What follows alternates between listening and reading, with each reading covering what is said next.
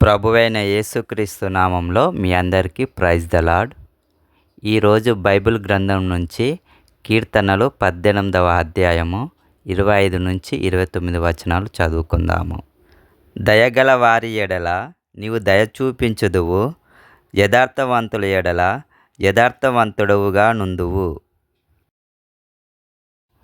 సద్భవము గల వారి ఎడల నీవు సద్భవము చూపుదువు, మూర్ఖుల ఎడల నీవు వికటముగా నుందువు. శ్రమపడు వారిని నీవు రక్షించెదవు, గర్విష్ఠులకు విరోధివై వారిని అణిచివేసెదవు.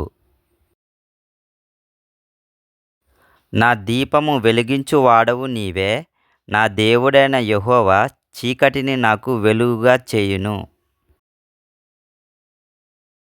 నీ సహాయము వలన నేను సైన్యమును జయింతును, నా దేవుని సహాయము వలన ప్రాకారమును దాటుతును.